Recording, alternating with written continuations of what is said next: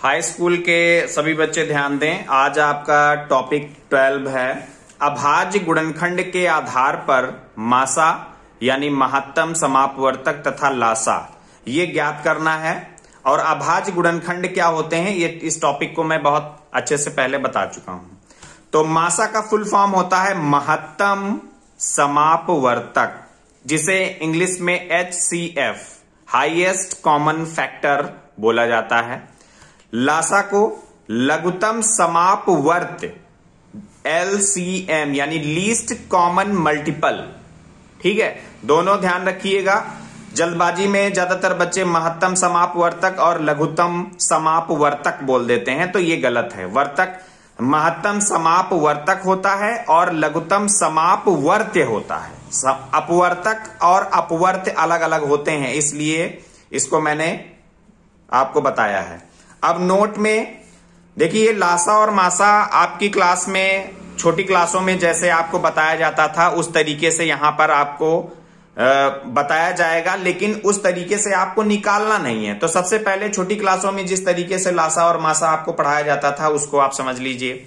मासा मतलब महत्तम समापवर्तक क्या होता है? दो या दो से अधिक धनात्मक पूर्णांकों में सबसे महत्तम यानी अधिकतम यानी सबसे बड़ा।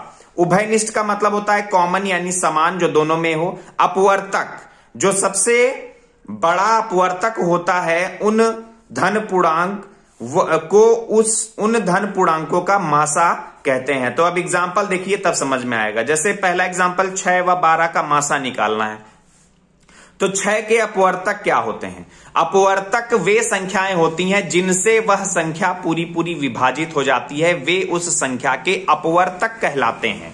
तो जैसे 6 का अपवर्तक, 6 किससे किससे कटता है? 6 आपका 1 से तो कटेगा ही कटेगा।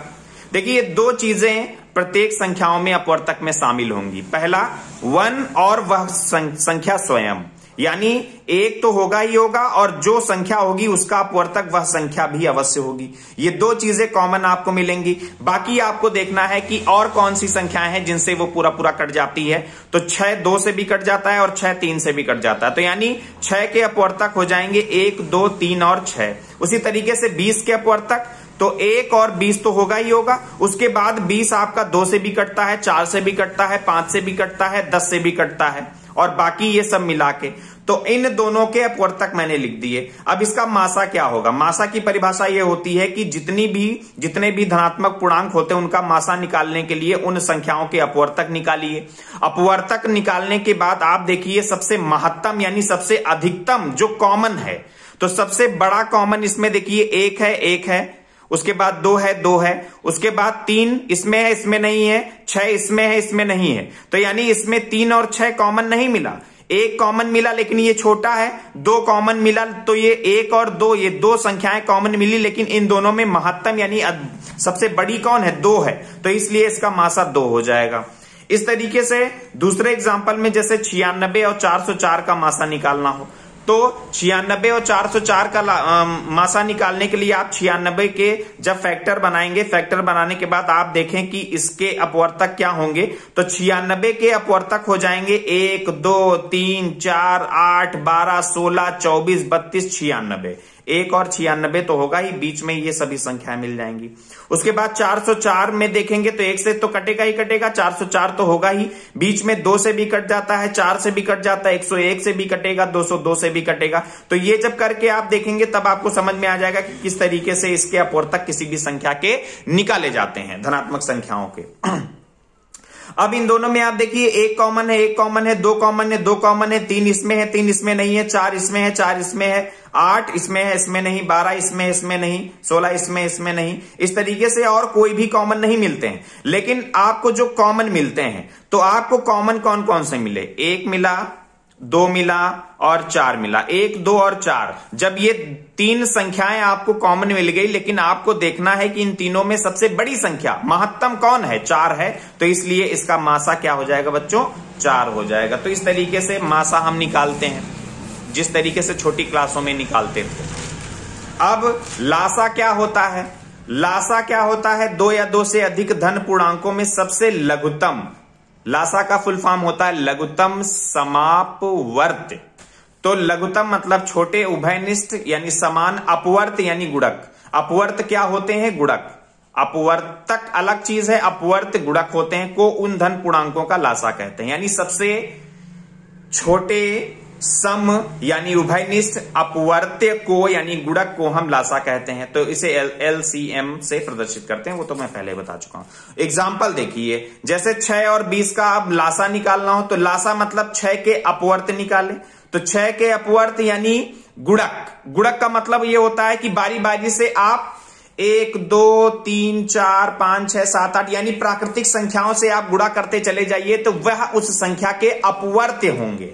तो 6 के अपवर्त निकालने के लिए सबसे पहले 6 का गुणा 1 में करो तो 6, फिर 6 का गुणा 2 में करो 6 दूना 12, तो 6 का गुणा 3 में करें 6 त्रिक 18। इस तरीके से अपवर्त अनंत तक जाते हैं, क्योंकि प्राकृतिक संख्याएं अनंत होती हैं, तो गुणा करते चले जाओगे तो अपवर्त भी अनंत मिलेंगे। इसी तरीके से 96, 192, सॉरी यहां पे देखिए 6, 12, 18, 24, 30, ये नहीं कि 10 तक 60 के बाद खत्म हो जाएगा, क्योंकि 10 के बाद आगे 11 संख्या आ जाएगी ना, तो 11 से गुणा करेंगे तो 66 आ जाएगा, फिर 12 बरछंग 72 आ जाएगा। इसी तरीके से ये अनंत तक जाते हैं, क्योंकि प्राकृतिक संख्या गुणक अनंत होते हैं। 1 2 3 4 से गुणा करते जाओगे तो अनंत तक गुणक भी मिलेंगे। तो इसी तरीके से 20 के अपवर्त 20, 40, 60, 80, 100, 120 डाट डाट डाट आगे मिलते चले जाएंगे। अब आपको इन दोनों में ये देखना है कि सबसे लघुत्तम यानी छोटा अपवर्त कौन सा है। तो 6 जो कॉमन मिले, 6 है इसमें नहीं, 12 इसमें नहीं, 18, 24 इसमें है, 30 इसमें नहीं, 36 इसमें नहीं, 42, 48 इस तरीके से करते चले जाएंगे तो आपको सबसे स्टार्टिंग में 60 मिलेगा यहां, और यहां 20, 40 और 60। तो 60 और 60 कॉमन मिल गया, इसलिए इसका लासा क्या हो जाएगा? 60 बच्चों आंसर हो जाएगा। उसके बाद इसी का एग्जाम्पल नंबर 2 आप देखें, 96 और 404। तो 96 के अपवर्त निकालना थोड़ा सा कठिन रहेगा, क्योंकि 1 2 3 4 गुणा करते चले जाएंगे। कि कठिन का मतलब यह है कि लेंदी प्रोसेस है, लॉन्ग प्रोसेस है। 1 2 3 4 से गुणा तो करना आता है, ये बारी बारी से 1 2 3 4 से गुणा करते चले जाओ, अपवर्त तक लिखते चले जाएंगे और लास्ट में यहां 9696 मिलेगा। उसी तरीके से 404 के अपवर्त निकालेंगे तो 404 1 से गुणा करेंगे, 2 से गुणा करेंगे 808, 3 से गुणा करेंगे 1212 एंड सो ऑन। इस तरीके से गुणा करते चले जाएंगे। लास्ट में एक जगह आपको 9696 इसमें भी मिलेगा।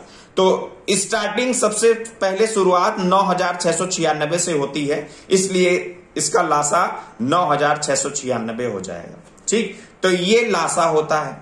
अब यहां पर समझिए कि आपको ध्यान क्या रखना है।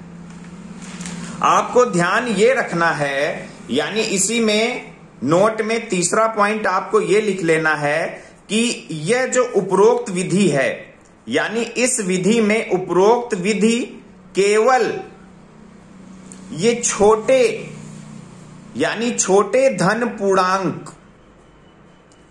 के मासा व लासा सरलता से ज्ञात किए जा सकते हैं। यानी ये जो मेथड मैंने आपको बताया है अपवर्तक और अपवर्त्य का, मासा और लासा निकालने का, ये छोटी संख्याओं के लिए ही संभव है। बड़ी संख्याओं के लिए अपवर्त्य और अपवर्तक निकाल पाना संभव नहीं है, क्योंकि बहुत ज्यादा संख्याएं अपवर्तक और अपवर्त्य में मिलती हैं। तो इसलिए ये मेथड आपका टफ हो जाता है। अब यहां पर हाई स्कूल में आपकी किताब में किस तरीके से लासा और मासा निकालना है, उस विषय पर चर्चा हम कल के टॉपिक में करेंगे। ओके स्टूडेंट्स, अभाज्य गुणनखंड विधि द्वारा करेंगे। ये टॉपिक आज मैंने इसलिए आपको बताया है कि जिससे आपके दिमाग में थोड़ा सा रिवाइज हो जाए। तो इस टॉपिक को आप अच्छे से देख लीजिएगा, समझ लीजिएगा। ये तो रफ कार्य है, ये नहीं नोट करना है। यहां से लेके आपको यहां तक और ये तीसरा पॉइंट भी डाल के ये नोट कर लेना है। अब इसी से रिलेटेड आपके सिलेबस में किस तरीके के क्वेश्चन दिए हुए हैं, उस क्वेश्चन को आपको समझना है। ठीक है, ओके स्टूडेंट्स, थैंक यू।